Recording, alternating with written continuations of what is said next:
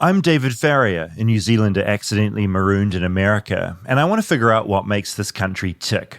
Now, exactly this time last year, I investigated Halloween for Flightless Bird. I found out it had its origins in Celtic harvest rituals before Christians made Halloween their holiday, before eventually becoming scared of it themselves. The 7th century, they had established this holiday called All Saints' Day. In the 9th century, Pope Gregory, he said, why don't we put that around the time of this other holiday? They're celebrating the Blessed Dead. We'll have All Saints' Day, November 1st, and then the next day we'll have All Souls' Day for the souls in purgatory who didn't die at this day of grace, who we're praying for, and who we want to eventually go to heaven. In that episode, I also dispelled some Halloween urban legends. There was all this talk about the candies being poisoned, and your mother would look through, and then they'd make the apples and make sure there was no razor blades in the apples. Finally, I got a witch to visit my very old apartment to try and find out more about the ghost that was waking me up at 3 a.m. every morning. There is certainly energy here. There's certainly spirits there. Okay. Yeah, I get this upper tummy, like just below the sternum, I get this kind of like rumbly feeling. It's now a year later. The ghost still haunts my room at 3 a.m., and here we are at Halloween again. This year, I decided it was time to get out of my haunted apartment and go and get scared at another house, at a haunted house. A haunted house with Monica Mouse. So, make sure to be incredibly brave and don't even think about screaming, because this is the Haunted House episode. Flightless, flightless, flightless bird touchdown in America. I'm a flightless bird touchdown in America.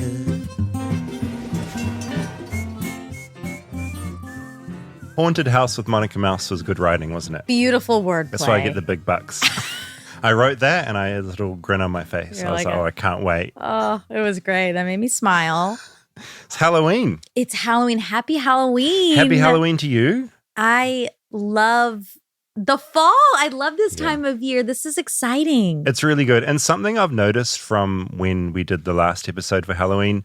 So I remember last year being a bit like, oh man, Americans get really overboard. This is cool, but it's too much.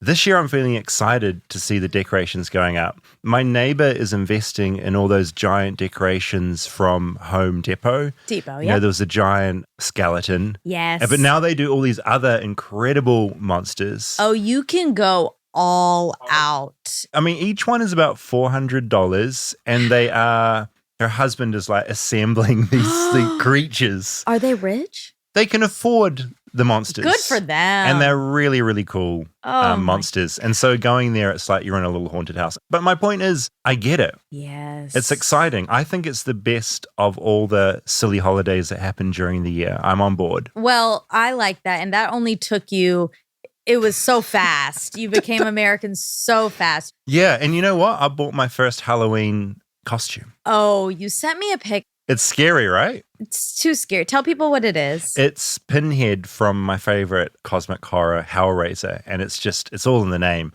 It's just a man with pins in his head. Pinhead. Great name. But so scary. Very unsettling. And I put it on. I looked at myself in the mirror and I was like, I can't wait to scare some children. God. That was my first thought. It's going to be fun. Are you coming to the hayride? Oh, tell me about the hayride thing. Yeah, I've never been. You should come. It's tonight. Yeah, no, I'll go. Explain what happens. It's in the neighborhood. Dax is on a tractor. There's hay. Yep. And also just explain to me the whole hayride thing. Because you can go to hayrides all over America, right? You get on a tractor, they drag you around in hay. What is it? Yeah. And they often make it scary. Okay. Like I guess not always, but we have one in monsters LA. And stuff around. Yeah, just like fun Halloween things. You drive through like a Halloween scene. And so what is Dax driving? He drives a Tesla because Teslas can pull a ton of weight. Okay. And we're all in a trailer? Yeah, an open trailer. All sitting in the trailer all on sitting, our butts. full of hay. Full of hay. In our Itchy. costumes. It's a little itchy, but it's worth it.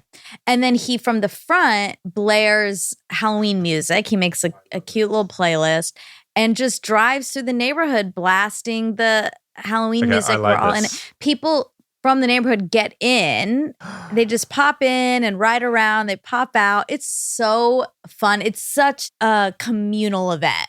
Yeah, great. Brings the neighborhood together. Yeah. And I think that's what I didn't understand when I first moved here is that it is a community event. It's how neighbors meet each other. It's not that scary. It's more fun, is my point. Well, it is scary if your neighbors poison you. Oh, that's true. And that's always an option. Have you heard about this crime that's happened? What happened? Alleged crime. So, look, I'm probably going to get the facts a little bit wrong because it happened a few months ago now. But basically, this woman served up dinner for her in-laws, mushrooms, and they all died. No. Because they were poisonous mushrooms. She, for some reason, was the only one that mysteriously didn't eat the mushrooms. And she's saying it was an accident? Yeah. She's still in the hospital, though. Oh. What? That's a big fact to No, leave out. she didn't eat the mushrooms, though. She was all clear. She'd used some dried mushrooms and know they were poisonous.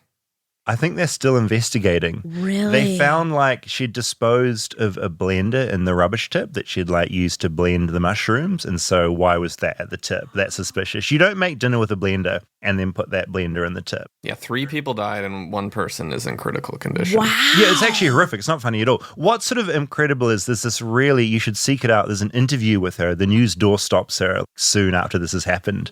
And it's just clearly someone who's quite stressed out about the situation because it's a bad look. You know, you serve up poisonous mushrooms that kill 3 people and you just happen not to eat them. Okay, this is so intense because if she did it, so much fear. And also what's going on with her? And wow. So intense. Whoa. But also if she didn't do it on purpose, this is horrific. You've killed people you love on accident. People think you did it on purpose. People are at your door. You're probably in mourning. All people will remember was the headline of when it happened. They won't remember the exoneration or anything. They'll always be suspicious. There's one more bit of information. So her children weren't there. She gave them leftover beef Wellington the next day, but scraped off the mushrooms. But the people who were poisoned would probably have been in the hospital by the time she served it to the kids. I reckon that would hit quick. Well, yeah, I don't know why she would not throw it out immediately. And look, it's dangerous to be throwing sort of half-remembered facts about a news story that you read, but I also believe she possibly tried to poison someone else in the past. That was the last line of one of the news articles. Wow. So yeah, it's really juicy and it has Australia and New Zealand kind of enthralled. It's a ding, ding, ding. Wow. Have you ever served dinner to someone but not eaten the thing that you're serving? No, It's a bad of course look. not. Of course not. But also, and I do these girls' dinners at least once a month and I have everyone over. They're so fun. But I always, every single time they leave, while I'm cleaning up, I think, please just nobody gets sick tonight. Nobody get food poisoning from this. I have a fear every time. Yeah. What a disaster. How embarrassing would that be? Yeah, imagine wiping everyone out. I had a friend that served octopus and it came with, I don't know how you meant to, because it comes with ink. Yeah. And basically she was meant to remove the ink maybe or cook it in a different way. And she absolutely wiped out the entire dinner party with this inky octopus. You were there? No, just heard it. It's this infamous thing, but it's exactly as you're saying. Even the chicken I get panicky about. And yeah, the risk is much lower. I've been thinking, because there was that documentary that won the Oscar about the octopus, my octopus teacher, about this man who sort of befriended an octopus and hung out with it underwater. But it is one of those things where that did make me apprehensive about eating octopus. I mean, they are really smart. They're so smart. And apparently have really sentient feelings. Yeah. And then it put me on the path of but I'm eating McDonald's all the time. And it go, anyway, Halloween, we went to a haunted night together. We sure did. And I had my microphone. I documented the night. In hindsight, did you have a good time or a bad time? I had a very good time. It was fun, right? I'm really glad we went. I'm glad you dragged me there because I was on the fence. You were. Because I'm a bona fide fraidy cat. I'm scared of stuff. Yeah. I'm scared of anything, all things, let alone things that are actively trying to be scary. Although I will say, I think I'm less scared of those things than the unseen. Like the lady who kills her in-laws, allegedly. Yeah. Where do you sit on ghosts? I never believed in ghosts. I still don't. I think you have affected me a little bit. Your ghost, Derek. Yeah. We named him Still Derek. waking me up. Yeah.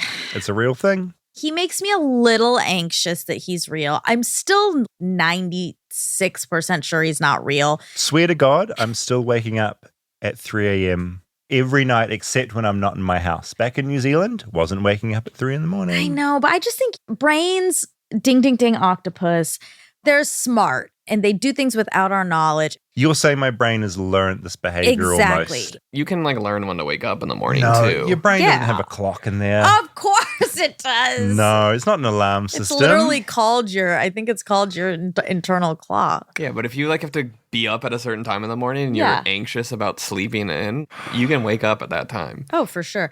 I think your brain and body are now programmed to do it in that environment. to do this thing. So I'm not waking up at 3 a.m. every morning going, just, hi, Derek, move on for nothing. Yeah. Did you name him Derek, or he told you his name was No, Derek? he hasn't talked to me.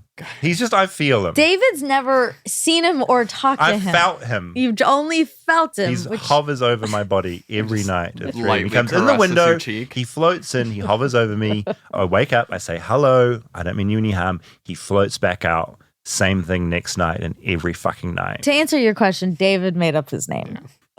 But I like it. I think it suits him. Do we have any updates on the pool? Oh, the pool. Thankfully, the times of the day that I go that are quite obscure, I haven't noticed a major change. Okay. Yeah, which means either I'm swimming at the right time or our listeners aren't swimmers. Yeah, I couldn't tell that's a good or bad thing Yeah. for us. It's hard to tell. Yeah, the optics is confusing. You guys comment if you're a swimmer in the comments. I'm curious. Curious to know how many people are swimmers David style or non-swimmers Monica style. Okay, Halloween. Okay, Halloween. Come along with us as we experience terror. Do you want to set the scene of where we are? And this is so full on. I thought we were just coming in for a Halloween night, but we're sort of at a red carpet, sort of. There's a whole carpet here with people walking on it that I don't know. My guess is they are probably Universal stars. It's just about 7 p.m. and I've invited Monica to Universal Studios, where during September and October, they have Halloween Horror Nights. This theme park is meant to have some of the best haunted houses in Los Angeles, and so it seemed like a good place to come to experience the American haunted house. Turns out we'd arrived on opening night, so there's a red carpet and various celebrities we don't know are buzzing around in front of us. It feels very LA. We're at the premiere of a haunted house, pretty much. Multiple. Yeah. And it's going to be so scary, and I'm trying not to be scared. Well, you were saying in the car quite confidently that you didn't think you were going to be scared. How are you feeling now that we're sort of on the grounds about to go in? I'm feeling scared.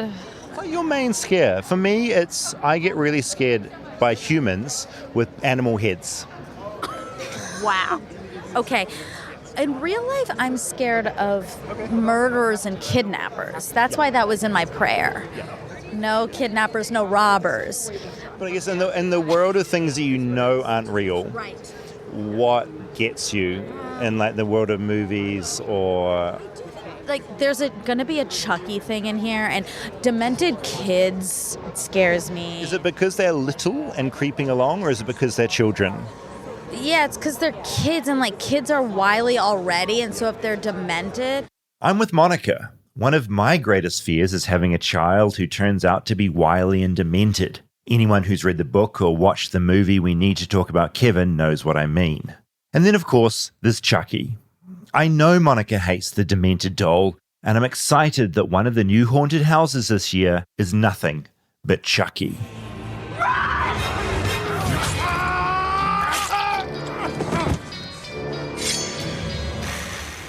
Haunted houses first appeared during the Great Depression. Halloween pranks had gotten out of hand, and so they were kind of invented by adults to distract kids. Now it's 2023, and they're for adults as much as kids. The production values here in Hollywood as high as they get. Before we go inside, we meet up with John Murdy, the creative director behind the haunted houses we'll be screaming in tonight. I've been a horror fan since I was 4, because that's when I saw Frankenstein for the first time, and something about those films just drew me in from a really, really young age. And, horror's been a huge part of my life ever since. Halloween is a giant part of America that it I'm is. still figuring out. When did it get into your blood? I was born and raised in Southern California. My trick-or-treating career was very, very short because when I was 10 years old, I started building haunted houses in my parents' garage. 77 Star Wars themed. That was my first haunted house. I didn't ask permission from George Lucas, so hopefully he'll forgive me that. I was 10. By the time he was 14, John had 200 odd people lining up outside his haunted house. His dad had to step in at some point to rein things in a little. But tonight, the reins are off. Since 2016, he's been refining the haunted houses here to make them as scary as possible.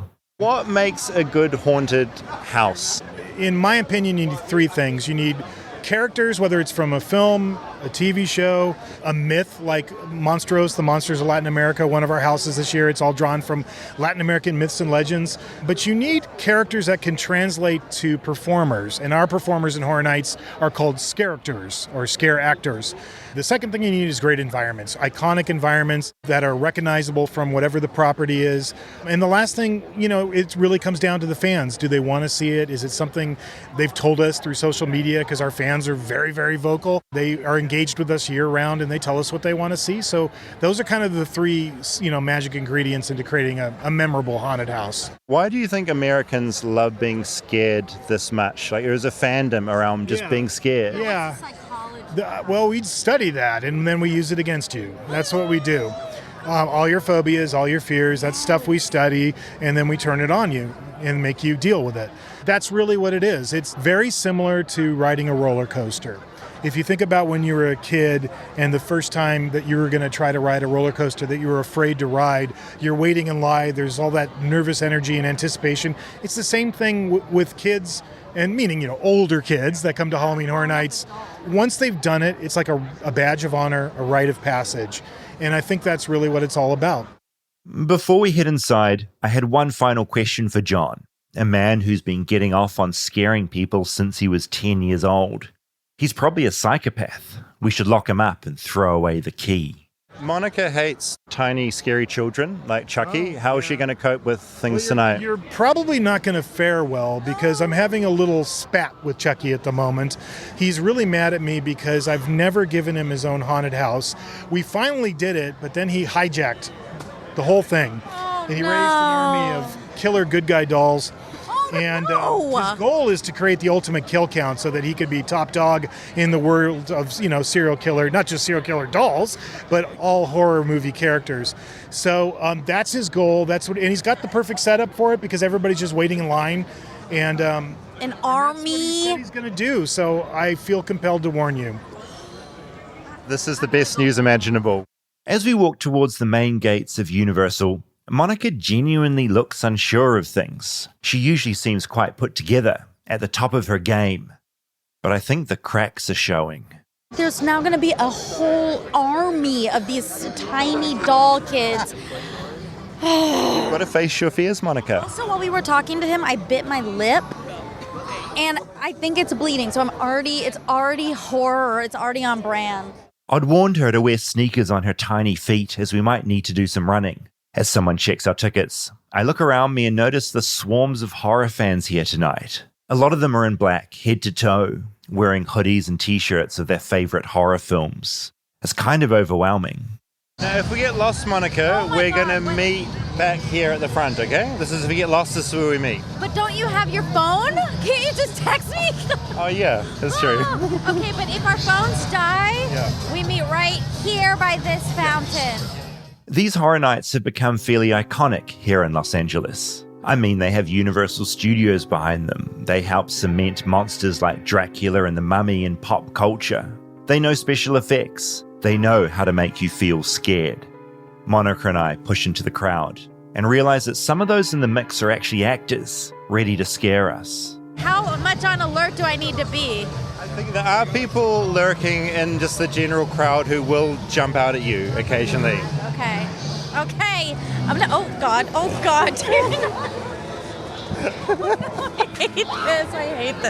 I hate this. We're not even near any of the haunted houses here tonight, but suddenly a man bursts from the crowd. He's carrying a chainsaw and zeroes in directly on Monica. And by zeroes in, I mean he charges at her, chainsaw revving. Monica's just run away from a man with a chainsaw. This is the best.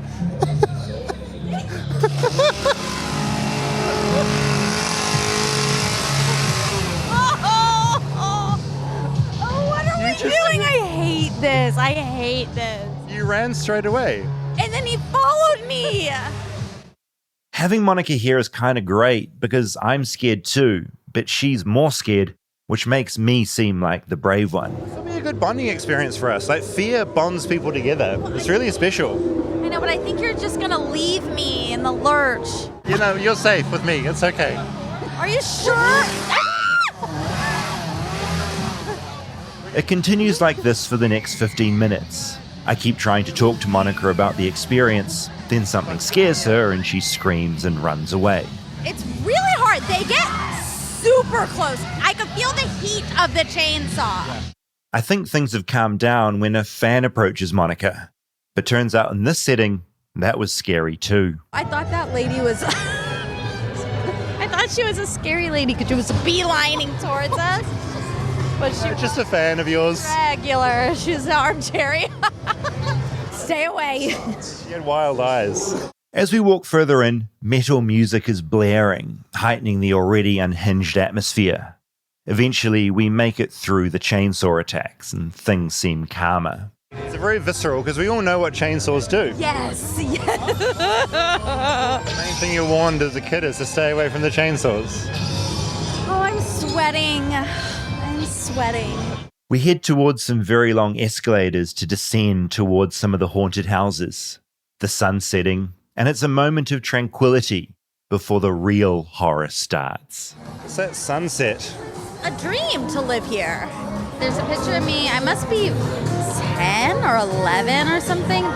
My family came, and there's a picture of me at the Hollywood sign. It's like, I'm gonna live here one day. And I do. As we travel down the final escalator, the sun finally sets, and we descend into darkness. And more importantly, into terror. How are you doing reliving that night, Monica? I forgot how much you screamed, actually. It was so good. I kept trying to talk to you, and you'd just scream and run away, scream and run away, scream and run away. You had bad timing. You would always try to talk when a chainsaw guy would come out. The great thing about the actors there that we both noticed is that once they know that you're scared, they remember you. Because you were getting quite fucked off I was. by the end. Yeah. Right? You're like, just stop. And then you'd see another one and you'd be angry and then they'd just prey on you even more. Yeah. I mean, I guess, spoiler, but at the end, we were walking out and we had to walk back through the chainsaw guys. You look so fed up. I was so You're just angry. tired. You're exhausted. And then we get to the front and we were like, are there bathrooms? I was like, I'll just hold it until we get home. And you're like, no, we're here. We should just go now. And then we had to go back again through those guys in I order forgot to about get that. to the bathroom. Yeah. And that's when I was mad. Like, what are we doing? Yeah. Why are we doing this? I hate these people. I don't often see your mad face, and it was really fun to see like your just fed up expression because it's not something I see very often, and I really do enjoy it. I wanted to yell at these guys. It's a strike. You shouldn't even be here. I don't think they're SAG. Yeah, off union. They are acting. And you do wonder the people that are attracted to those roles. Because when you're in the haunted house being an actor, you're just in the one place, just continuously scaring for hours. It must do something to your psyche. I think you must get so bored of it. Yeah, the same reactions every time. And then that's where my real neuroses and real fear starts to creep in. Because I feel like it might make you go mad. Like it might make you go actually crazy. Actually go demented. And then you have access to all these people. You're dressed up. You have the weapon. And if you go crazy at any moment, everyone's dead. And also, everyone just thinks it's part of the act. Exactly. So you could be murdering someone in one of those rooms. More people would be filing through, and they'd just be like, oh, this room's quite bloody and scary. This is part of it. Very realistic. Yes. And you could probably just kill all night. Exactly. Gee, there's a movie plot in that. I bet there is Sure, a it's movie. been made. Yeah. There's a haunted house that's closed down now, but it used to be set at an old psychiatric hospital out of the city, maybe 40 minutes. You'd go, and so the actual settings were terrifying because it's an old closed down psychiatric hospital. And there were always rumors that old patients who had been let out when it closed would walk the grounds. And so whenever you went through that haunted house, there was always this idea that some of them were like previous patients who had like wandered back to this place. And then you can't tell who's an actor and who's That's the thing. patient. That's the scary thought. There's a Yeah. documentary about it called Spookers. It's actually really good. It's about the actors there and what they're about and who they are. And it's actually kind of special because some of them like find themselves in those moments of acting. You know, it's like this whole other community of actors. I mean, I do love that they're called, at Universal, that they're called scariest. They have this He was so very happy with that. specific name. And I bet they do feel like it's a community. I also love that there's this guy and his job is just to design haunted houses. Like he started doing it when he was 12 and now he's doing it at one of the biggest theme parks. And that's a job for an adult man, is building haunted houses. I It is do like love there's that. a job for everything. There is. Dream big. Dream big. In Dark Tours, you did a semi-haunted house, right? Yeah, the McCamey Manor. Yeah. Around the Midwest, you sign a waiver and they're allowed to touch you and fuck with you. Yeah, that's fucked up. Yeah, I mean, that McCamey Manor is this, and full disclosure, I didn't get very far. Like, I opted out pretty quickly because the idea is no one makes it through and no one does. But that's more just because he's kind of torturing you. The thing with the haunted house that we knew, no one was going to touch us. At McCamey Manor, you do actually get assaulted. You sign up for that. And so that's a whole other haunt. Also, I feel like we touched on this for a second on the fact check right after me and you went, but how can they be so sure they're not going to touch you? They get so close. There are a couple times where I thought, you're breaking the rules. If I just jolt a little bit, you're going to to be in contact. We're in Sioux-hungry country. I was also thinking, isn't there the worry that you will give someone a heart attack? I don't think you sign a waiver when you buy your ticket for these things. We It is didn't sign interesting. anything. No. It is a thing. But to their credit, no one did touch you. That I know of. I mean, I had so You're a much good witness. adrenaline. I can't be sure. With that hold up in court, no one touched me that I knew of. But you're right. It's like a thin line. They get very, very close. Because they're kind of like hopped up on their roll. They are. They're hopped up on it, the adrenaline of fear. Stay tuned for more Flightless Bird. We'll be right back after a word from our sponsors. Flightless Bird is sponsored by BetterHelp. How's therapy going for you, David? Therapy's going good. I have been in regular therapy now for about 4 months. That's great. And it's working out for me because my brain often gets in the way of things, even when I know what I'm sort of meant to be doing. And you can talk to friends and stuff, and that's great. But having a therapist that can kind of swoop in and sort of break things down, it's like an outlet. Because you walk around with all these things sort of building up in your brain and just knowing you've got the space. Yeah, it's really good. Yeah. I'm becoming more American in embracing I love that. therapy. And yeah, it helps you figure out what's holding you back as well, because sometimes you just walk along and you don't really understand what the thing is that isn't working. Yeah. And having a therapist kind of take you through that and break it down, super helpful. If you're thinking of giving therapy a try, give BetterHelp a go. It's entirely online. It's designed to be convenient, flexible, and suited to whatever your schedule is. You just fill out a brief questionnaire and get matched with a licensed therapist, and you can switch them at any time for no additional charge. Make your brain your friend with BetterHelp. Visit betterhelp.com/bird today to get 10% off your first month. That's BetterHelp, HELP.com/bird.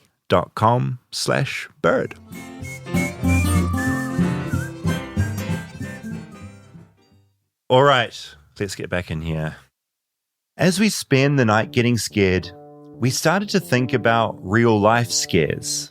When I was living in New Zealand on my own in my apartment, I woke up at about 1 a.m. and I just saw a man standing like at the end of my bed. And okay, so spoiler alert, it was just a hat on like a edge of a shelf. But to me, it was a man. And I lay there being like, okay, what do I do? I'm alone in my apartment.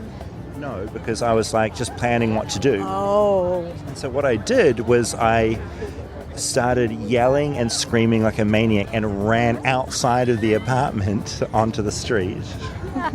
Yeah, I get that. And that was my solution. And then you peeked back in and it was a hat. Yeah. Yeah. But yeah, my technique was not to attack, but just to yell and scream Make and a big amount run. of noise. Yeah. Everyone has their own real-life scare stories. Everyone around us here tonight. Many of them much scarier than an outline of a hat in the dark. Scariest thing that's happened to you in your real life, a real-life scary thing. Blood clot. Yeah, blood clot. Yeah, I had a blood clot. It was very scary. The brain? No, to my, yeah, you would think. No, it was to my arm, which is a rare one. Monica tells me it's rude to question Americans about their health ailments, which, frankly, is fair enough. What is the worst way of dying, do you think? Underwater suffocation, I think. Like a car that gets underwater and you're stuck in that car. Oh my God. Also because I can't swim, it's like this added element. I think mine is buried alive. Like the whole claustrophobia thing gets me every time. I don't mind having my head chopped off or something like that. That's okay. Quick and easy.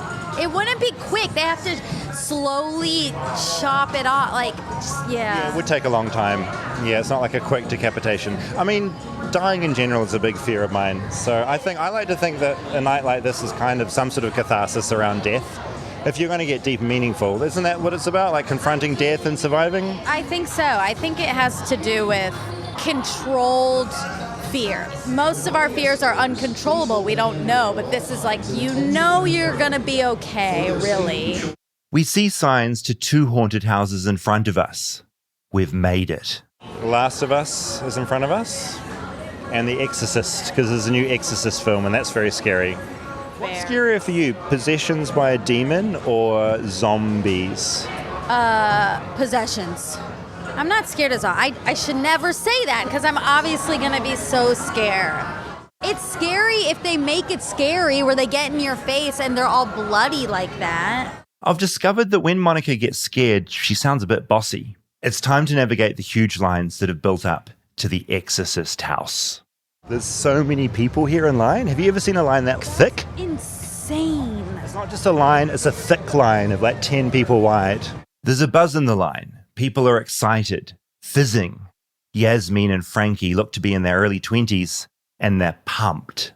What's your favorite thing about Halloween in America? Honestly, the thrill of it.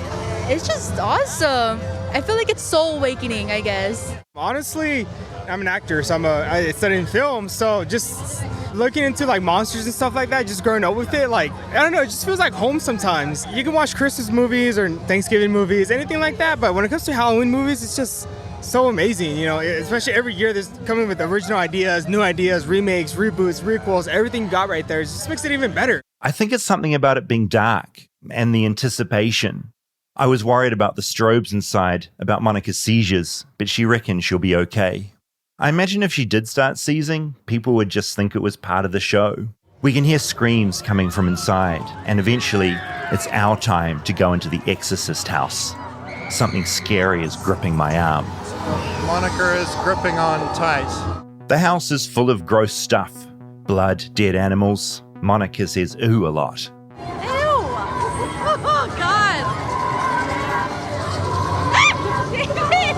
Then the scares start coming thick and fast. Actors pounce from behind doors dressed as possessed victims. Monica's coming undone. Gripping my sound gear, I can dissociate a little. I'm here to document. It makes me feel safe. But Monica's lost it. She's a hot mess.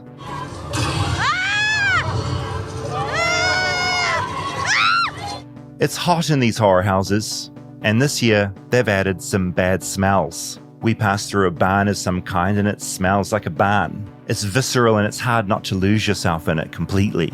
But eventually, we emerge into the cool night air, both of us very much on edge. And that's our night, going in and out of haunted houses. Something called Holidays in Hell, and one based entirely around the Last of Us video game and TV show.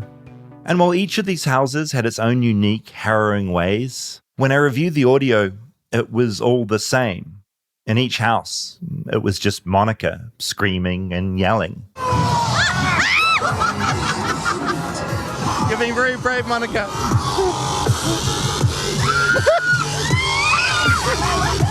I yelled too. I wasn't immune. No! I hate leprechauns. From each house, we emerge hot and sweaty, but relieved. Relieved to be free. I'm so sweaty, like my face is dripping. I know, oh my God, we did not dress appropriately.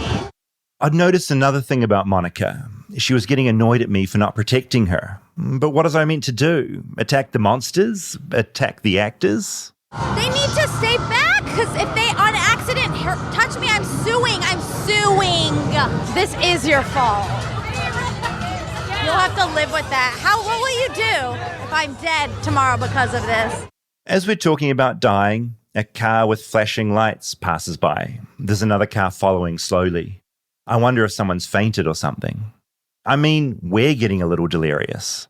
We're sweating so much from fear and running, and we haven't had any water or snacks. I know, I'm exhausted. And I'm hungry. As we stumble around trying to find some bad food and some water, one of the staff members starts talking to us, curious about the microphone. He's a young guy, gripping a brush and shovel. He's here to keep things clean. How's your night going? It's good. How's y'all night going? It's going really well. What's the scariest thing you've seen tonight, would you say, in your job? A fight with the scare actor right now. He just said, a fight with the scare actors right now. A sentence I didn't quite clock at first. He's saying that somehow a member of the public got into a fight with some of the actors tonight. What Monica and I had been thinking about earlier. I guess this is why we saw those flashing lights. A fight? Yeah. What happened? This scare actor, he was fighting with another person because he got scared too much in the maze. And he didn't expect it, but yeah, it was another fight, yeah. Like a fight or a fright? A fight, yeah. Like fists? Yeah, punchy, yeah. We had to break it up, and yeah. It was a whole big thing, bro, a whole big thing. And you broke up a fight tonight? Yeah, I did, yeah. Who came out on top, the actor or the scared tourist? I think the actor, because like security jumped on him, so yeah, they just jammed on him, yeah. A lot, because people can't control themselves when they're scared. Yeah, it does happen a lot, yeah. It's like, it just happens regularly. I'm surprised, but working here, yeah, it happens often, especially this time, yeah. Well, you, sir, are a hero. You broke up that fight. You're a good man. You're keeping everything clean. It's so nice to meet you. Nice to meet you guys. I'll definitely follow your podcast, guys. Awesome. You guys are cool, yeah. Have a good night, man. You too. And with that fight in mind, fights that happen often apparently, we head into Monica's version of hell, the Chucky haunted house. The ultimate wily, demented child. Maybe I'll have to fight him off. I'm pretty nervous about whatever nightmares I'm going to have tonight after all of this. What are my dreams going to be? Ugh. Chucky was birthed in America in 1988 thanks to a horror film called Child's Play. In the movie, a widow buys a doll for her son. Little does she know the doll is possessed by a dead serial killer. Bad luck for the kid and nearly everyone else in the film besides Chucky. And so with that in mind, we walk into Monica's worst nightmare. Just because their eyes are weird. They're like glass, marbly eyes. In the line, she's not alone in her fears. I don't know. I don't like the idea of like a small little person like chasing me. Suddenly, Monica has a revelation about horror and about haunted houses and about why fear can be sort of special. Where everyone's sharing the exact same emotion, it feels good. It feels very unifying. I think that's part of it, because if you're afraid on your own, it's horrific, yes. But being afraid with a group. Yeah, there's something that's like, oh, we're all in this together. Yeah, it's kind of beautiful, Chucky. First time and last time I'll ever say that. And with that, I have to take a deep breath. We do the final haunted house.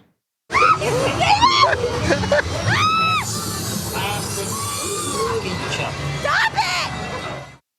And yes, there is violence in there. Violence against me. Monica just punched me? This haunted house has turned Monica full feral.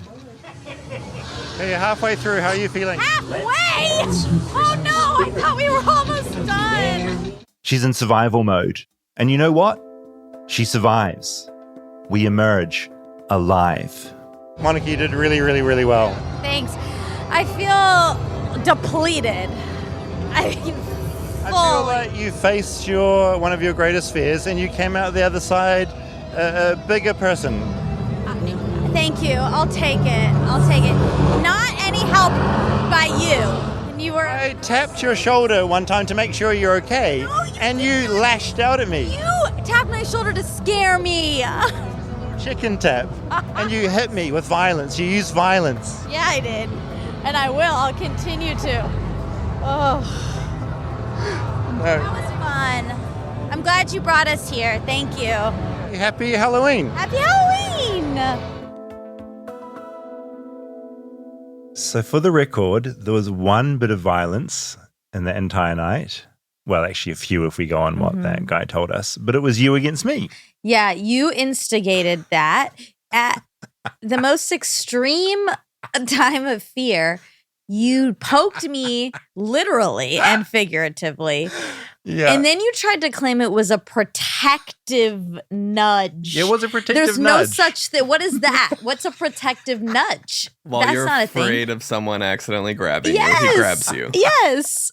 Thank you, Rob. Yeah, it was an amazing reaction. And I got to see a new side of you. Look, the truth I was is, proud of you. I will stick up for myself. Yeah, absolutely. If someone attacks, I'll punch. Yeah. I'm still blown away by the revelation we had in there from someone who worked at Universal who says fights are not uncommon. Yeah. They happen. And it's exactly what you were talking about. The idea of people getting too scared and maybe lashing out or something happening. That goes down. When we have psychologists on who say that you're in your reptile brain, your amygdala, that is what's happening when your fear level is so high. Totally. And you just lash out. Your frontal lobe is offline. So you can't even get in trouble or be responsible for having that sort of reaction. Now, I always remember when I worked in the newsroom, I witnessed the most incredible thing, and I'll often debate the merits of both sides with friends. But my buddy was sitting really concentrating at his computer. He's like typing away, and a colleague came up behind him, wet her finger, and gave him what's called a wet willy. Have we talked about wet willies in regards to the... Oh, we haven't? We haven't. So I thought maybe we got into this when I cracked the egg on Roosevelt head about the idea of what constitutes assault and what's friendship and a joke. But anyway, the wet willy was a thing. Did you hear wet willies? Yeah, we have them in America. We have them in America. So I watched this happen, and she gave Dan a wet willy, and his lizard brain kicked in. He just got a fright. He was full of rage. I just remember him getting up, and she saw what she'd activated in him and just fucking ran. Yeah. And this person let out a roar and just chased her. And this chase, fortunately, the chase deflated the lizard brain. It's not like he got up and lashed out, but it was a really amazing chase. I think it's so interesting because obviously the wet willy was a bad move. You can't do that. Nope. Certainly not in today's world. But also you can't chase someone aggressively screaming. But this is where we get into self-defense. Yeah. And I get conflicted, I guess. You can't shove your finger in someone's ear. You definitely can't. And then you can't be a victim when the person has a reaction to that. I agree. I agree because it is its lizard brain. Yeah, they're not thinking. They're Yeah. acting out of fight or flight. Yeah, completely. It's immediate reaction, though. If he's going to chase her, I feel like lizard brain is gone at that point. If it was like a quick turn and elbow or something, then I feel like lizard brain. I think to be fair, the chase, as he was running, it lessened the lizard brain. It's not like he caught her and got into a huge fight. His reaction was to get up and get Just attack. her. Yeah. Yeah, well, yeah, it's funny how you're reminded suddenly you are this like back in caveman days and you're just like, ah. We are animals. Yeah, no, we are. We think we're all ahead of that, but we're really not. Oh, God. And not to take it here, because this is... it's a good sign. This is bad. You know what? This is why we have to train our law enforcement so specifically because they are in fearful situations all the time and they cannot act out of their lizard brain. Well, no, I think that's why it's so crazy to me because I always find the police here so scary because they carry weapons. In New Zealand, some carry guns now, but mostly it's tasers. But in New Zealand, there's always stories of like that lizard brain kicking in and you suddenly fire a taser off and like people screw things up. Obviously, America has so many issues in our law enforcement in this way where people are shooting people. Oh, you're suddenly in these situations where, yeah, it's all on. You are, I guess, having to deal with your lizard brain activating. It's not like you can intellectually go in there and sort everything out. Yeah, and a lot of people, I think it's just 100% racism. And race is a huge factor here, and it's underlying, even when people don't know it. But part of it is I don't think they're necessarily trained to turn that amygdala off. There must be a way to. Maybe it's just no one should have guns. I mean, that really could be the answer. It seems to be the answer in all these other countries. Yeah, I think it would be a big help. I guess that's why they have those crazy courses where you're meant to run through reacting to targets. You see like the good guy pop up and then you see the bad guy pop up and you've got to choose. And that seems like something you have to like really train for. Just desensitization. Yeah, basically. Yeah. I mean, another bad place to take it. This is sad, but I had the thought. I want to ask you if you had the thought when we were there could be a shooting here. Always. That's the unfortunate thing about crowds. Anytime you're in a crowd now. Yeah, it is. That's the world we live in that I guess when I was a kid, I'd never think about in America or back in New Zealand. Yeah, crowds feel scary. I just came back from a film festival and I was sitting in a theater a lot of the day. You look for exits, right? Exactly. It's that really sad universe we live in. And at Universal, I think that's probably part of the fear is like in those houses, you are closed in. Exactly. And the only exit is into another scary room. And that feels... If you let your brain go there, you can feel very trapped. Yeah. And if something bad were to happen, there's no chance for me. Yeah. And also because it's all scary sounds and it's loud and it could go down. One of the most surreal things, there was a band called the Eagles of Death Metal, and they played at the venue was the Bataclan. There was basically a shooting at that gig, and the band hid and traumatic. People died. Yeah. Horrific. Knew the drummer at that show for Eagles of Death Metal. Yeah, right. The singer ended up in New Zealand, Jesse Hughes. Yeah, I mean, that really messed with him. Yeah, and I ran into him in New Zealand through mutual friends, and this was months after. And he was just a complete wreck. And I think just every show now for anyone in that band, that's never going to leave you, right? Never. That's no. like the most extreme version of it all. Of trauma, yeah. And he just wanted some weed just to calm down. Like that's what he needed. And he was just in a fucking state. Well, that's the real scary stuff for you. Oh, Jesus. It's I'm Halloween. glad we went there. Yeah, it's Halloween, so. Is your fear of Chucky gone? Great question. No. I was considering having Vincent dress as Chucky for No, Halloween, Rob. but Natalie vetoed it. Okay, like good. very adamantly. No, absolutely not. Because what if someone punches him? Well, not the scary version. There's no not They're all scary scary. version. There's no if he's non-scary just in version of Chucky. Overalls and a rainbow sweater with orange No, hair. it's still scary. It's triggering. It is. And then if someone punches your kid, that's on you. He's just going to be running around. Oh, God. Okay, I'm really glad she said no to that. It was really fun doing a haunted house with you. I loved listening to the audio back. And I was originally with this episode, I was like, we're going to like take the audience through each haunted house. But listening to all of them, literally, it all sounds the same. It's the just same. a load of screaming. Just a lot of me being really, really scared. I want to know, how scared were you really? Because you put on a brave face, and I think you did channel your fear into amusement over my fear. Yeah, you were a big help for me. But no, I was scared. Like my heart rate was up. I was super sweaty. There were actors that would, when you'd go through a door into a new room, they would often come out from behind you as you went in. And I found that horrific. Yeah. And I was hunching down, and you didn't see any of it. I was yelling as well. I you just were had the mic behind on me. you. Uh-huh. So I came out really, for the audience, very brave. But I was yelling, but I just didn't have the mic close to my face. Right. In the first haunted house, we were a pair. You know, we went in together, and we felt like a team. By the end, you were many steps behind me, just trying to gather my audio. Using you as a shield. Exactly. As I predicted, leaving me in the lurch. So I was correct. Yeah, and in actually, my fear. that's really important. You went in first into most of those rooms, and that is true bravery. I was behind, and so that is where the coward typically goes. It was for the sake of the show. Otherwise, I would have said, you definitely have to go first. I'm not going. I can't be peer pressured either, so I'm surprised I even did this. I'm proud of myself. Just finally, we all have to watch some scary movies together. Yes. Australian movie, which I keep lecturing you about, Talk to Me. I think we all finally need to watch that together. Super scary. And I also really want you to watch this horror called The Descent about these female cavers that go underground and some shit happens. Oh my God. Female empowerment, really fun scares. And I think if you want to get into horror, beyond The Nun and those franchise ones, I reckon it's going to be one for you. I texted you because my friend and I once watched Scream together, the newest Scream. We had planned to have like a scary movie night. We watched that. We're both really scared. So it went horribly and we had to stop it multiple times. We took her dog out, and when we were taking the dog out, we opened the door and there was a person there coming in, and we just screamed in their face. Gave them a massive fright. We did. And then we had to say, sorry, we were watching a scary movie.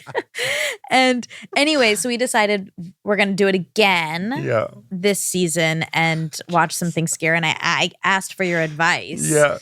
You know, The Descent is what I would recommend. There's another thing, just that lift thing reminds me. At that film festival I was talking about, I was staying in a motel and every day I'd be in the lift. Ice machines everywhere, by the way. But I have a thing, and I think it's because I don't know what it is. I think I'm tall and maybe I'm a bit quiet. But often when the lift door would open and someone would be waiting outside, they'd look up. I'd always give them a fright. Really? And it really got to my ego a bit, because I'm like, when you the door opens and you're lurking and another in there. human looks at you and they jump. Yeah, they're scared of you. Yeah, that happened to me quite a bit this week, and it was really starting to fucking get to me. Wow. And it's actually affected me now, because every morning I go for a walk, an early morning walk to get a coffee. And it's because I walk so fast, I'll sometimes overtake people. Right. And that can scare people sometimes when there's suddenly a big guy walking up. So I'm now crossing the road in advance if I'm having to walk past people. It's made me really scared of me being scary. Wait, that's very conscientious of you. And it's a ding, ding, ding to an episode of Synced. I really appreciate you, because I was just saying I want men to be a little more aware of their presence when they're around women, or especially one woman walking by themselves. Don't come up behind a small woman, or any woman walking by herself, and just come up behind and walk around. That's scary. Yeah, 100%. And the other thing that factors in today's world is we've all got AirPods in. Exactly. So usually I'd whistle or walk a bit so they sort of look and see or that I'm make a big stomping noise. Noise. I've done but that too. Doesn't happen now because people are in the world. So the only option, because I have long legs and I just tend to you ever see me walk around the neighborhood, I look like I'm just walking so fast. You're on a mission. Footpaths here are quite narrow. So I will just cross the street, because there's nothing worse. It's like that lift thing. There's nothing worse than walking past a woman and she jumps. Because you're like, fuck. Because you clock the mentality that you're walking around with a lot of the time, which is I might get attacked, which is a mindset I don't have because I'm big and tall. Yeah, and a man. And probably stupid. So I'm just not thinking about it. So I cross the road. Yeah. Well, maybe at this film festival, people had been in. Maybe it was they'd a been horror festival. Yes. Okay. They'd been watching. But that scary doesn't make me stuff. feel better. I don't want people to look at me and jump. I know. I want people to look at me and smile or laugh, or laughter's not great either. I feel laugh when I'd rather have a jump than a laugh. Yeah. See, no, people are just on edge because they'd been watching scary stuff. Okay. So you All don't right, take it that. personally. Okay. Also, two things. One, you just talked about walking fast. And on this trip to Universal, you noticed that I also walk fast. You gave me a compliment. It was great to walk with you. I'm so used to walking with people, and I'm like, oh, God, hurry up. Great walker, great speed. Yeah, you commented on that. Mm-hmm. And let's take a moment, since we're talking about scary stuff, to talk about your movie. The reason you went to the film festival. Yeah, Mr. Organ. Mr. Organ it's been out for a little bit now. It might still be at some theaters, still playing. Yeah, and it's funny because it's a documentary, but it's played over the last couple of months in quite a few horror festivals, which is very funny. Because he's scary. He is scary. He's a real life scary person. But yeah, Mr. Organ, it's out in the world. So if you're in a city that has an Alamo or an indie theater, check it. Might be playing. Check it out, Have a watch. guys. Thanks, Monica. Yeah. Yeah, we watched that a long time ago. We did. now. It's great. Yeah. It's scary. It is a bit scary. People are...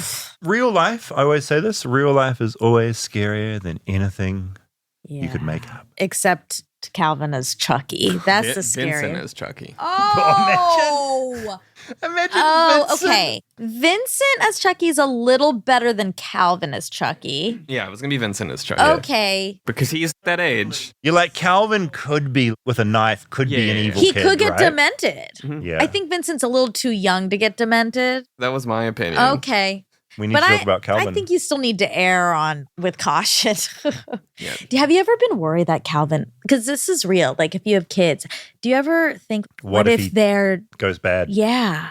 Not with Calvin. He's like so too sweet. He is friggin' sweet. Yeah, really it is. There's of all the kids, your kids are the ones that aren't going to go nuts. Maybe Vincent. I don't know. We don't know yet. Well, if you put him in Chucky, maybe he'll love it. Get excited. Those little shimmies. Like, ooh, yeah. I'm feeling this. Oh, man. All right. Well, this was super fun. Yeah, happy Halloween. We did it. Field trips are really fun. And also holidays, because they're markers. We've done this show, we know, for over a year because we had a Halloween episode last year. Halloween part 3 next year. I'm really keen to go along to one of the hell houses where the super intense Christians put on these haunted houses through like what they fear. And that's a whole cultural thing that I really want to get into. Instead of Chucky, it's like a room full of gays. Yeah. It's so ridiculous. And I really want to go there and just figure out what is going on in their heads. Yes. That's my goal. All right. Well, I hope everyone has a happy Halloween. Yeah, happy Halloween. Don't have any razor blades in the apples. Don't. Eat all the candy. Eat all the candy. And don't lash out if a friend tries to like touch your shoulder to offer you help. Stick up for yourself. Bye. Bye.